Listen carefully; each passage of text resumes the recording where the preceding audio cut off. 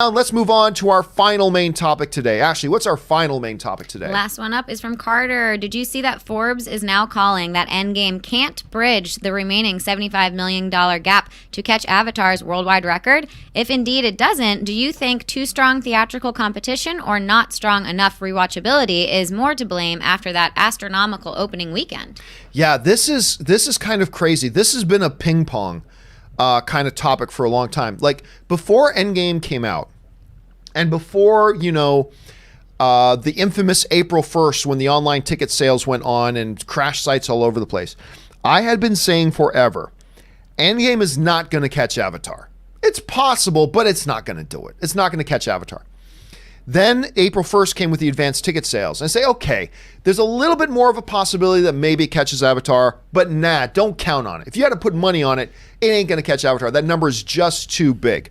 Then the opening weekend hit. And this damn movie made $357 million in opening weekend, annihilating the previous record. Just destroying and obliterating the previous record by more than $100 million. Something like that will never happen again in box office history. It'll never happen again. I mean, a new record will get set but not by the margin that Avengers Endgame just set that record. Never happen again. So at that point, even I, the biggest of doubters and skeptics that this movie could actually catch Avatar, I mean, we all knew it was going to be huge, but even I at that point went, well, I guess it is going to catch Avatar. Like, even I had to say that. Even I had to go, yeah, with a $357 million, it basically made $2 billion worldwide by the end of its first week, practically. It was like, okay, it's going to catch it. It's going to catch it. But one of the things that we have always told you guys is, guys, look, remember that movies don't pick up momentum. And we are in a society right now, a movie-going society, where more and more people are going to see these movies, these event films on opening weekend. And they have shorter tails now than they did before.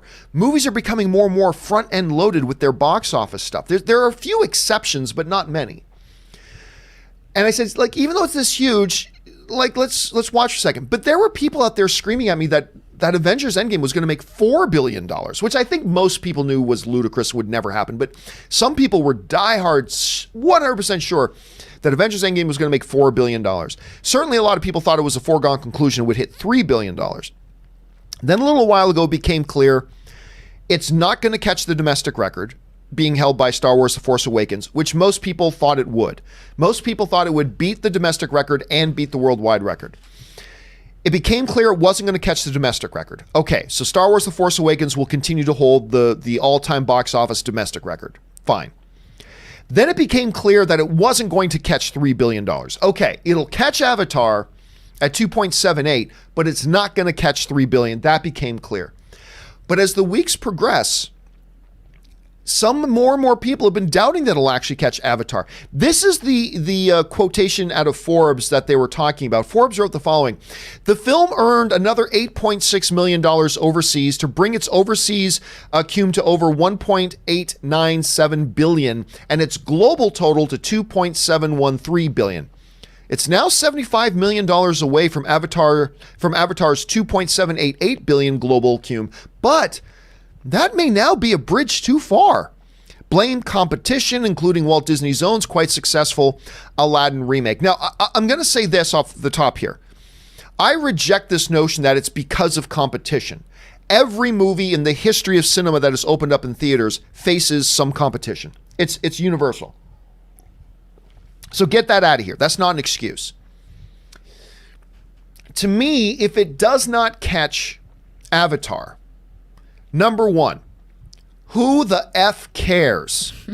This is still one of the most incredibly successful films of all frickin' time. It passed Titanic, which has been in the top two for over 20 years. For over 20 years, Titanic has been in the top two, and along comes this movie. Nothing's come close to beating it. Along comes Avatar Endgame, brushes Titanic out of the way. Huge, monumental feat. No other film in history, other than Avatar, has ever come within a whiff of $2.5 billion at the box office, and Avengers Endgame has blown all the way by it. Who the frick cares? if it catches Avatar or not. Now, I know a lot of us deep down for novelty's sake and just for the rush of it, we want to see Endgame catch Avatar. But if it doesn't, who cares? I'll also say this. If it doesn't, it's not because of competition. Get that excuse out of there. If anything, it has to do with what I've said this whole time. Everybody went to go see it immediately, and it didn't leave anybody left to still see it later. And that's just what it is. And it's not just that everybody went to go see it. It's that a bunch of you guys went to go see it, and you're like writing to me and saying, I saw it 5 times opening weekend, which is great. I saw it 4 times by the time the opening weekend was done. But that means you've seen it 5 times already. How many more times are you going to go back again? It was completely front-end loaded. It was completely front-end loaded. Now, for the record, if I had to put $5 on it myself, I would still guess that Endgame is going to catch Avatar. I would still put $5 on that. Although it is becoming more and more likely that maybe it won't, I acknowledge that. I still think down in my jellies, to quote Pikachu, down in my jellies, I still kind of think it will catch it. But if it doesn't, it's not because of competition, because every movie faces competition. If it doesn't, it doesn't mean that it failed or there's any kind of disappointment whatsoever. But that if it doesn't, I'm telling you again, it's because of this growing trend, particularly with event films, for them to be front-end loaded, and people went to go see it 1, 2, 3, 4, 5, 6, 7 times by the time it had been in theaters for 4 days, and it just basically ran out of gas. But please, folks, let's not let us not make the story be Avatar, or let's not make the story Endgame fails to catch Avatar. Let's make the story Avengers Endgame, one of the most successful films in cinematic history, making over $2.7 billion. That should be the story. That should be what we're talking about, and that should be at the center of the table right now. Not any perceived negative spin. And I told you, if this thing didn't catch Avatar, if it doesn't catch 3 billion, the boo birds would come out saying, oh, big disappointment. Just shut up. It's not a disappointment. This is one of the most successful films in history, came within a breath, if it doesn't catch it, of catching a film that's been at the top for over a decade. There is no negative way to spin this. But it ain't because of competition. It ain't because of any other excuse you might want to throw at it. Every film faces that. It's going to be because it was big front-end loaded, and it's still one of the most successful films in history. That's how I look at it. Let me ask you this little question here, Ashley. You've been watching this whole drama play out. Mm-hmm. Let's say it doesn't catch Avatar.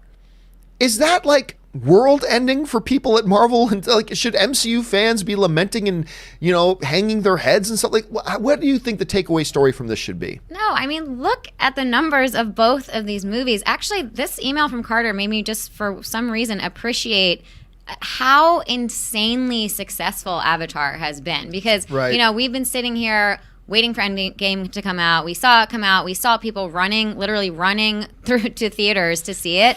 And now thinking about that and being at the forefront of it and experiencing all that and knowing still that Avatar is still on top, I was like, holy crap. Like, Avatar has made so much money and has been sitting at the top forever. And the fact that it's still on top and the fact that Endgame has come this close, both of these movies have performed insanely well. Like, I think that all fans of the MCU should be super proud that it even got that high, and it's still not even done. We don't even know what's going to happen. So yeah, again, I'm still willing to put $5 that it'll get there. But if it doesn't, guys, it's okay. It's okay if it doesn't. It's not time to start making up excuses. It's not time to start wallowing in misery. It's not time to spin it as like, oh, it underperformed.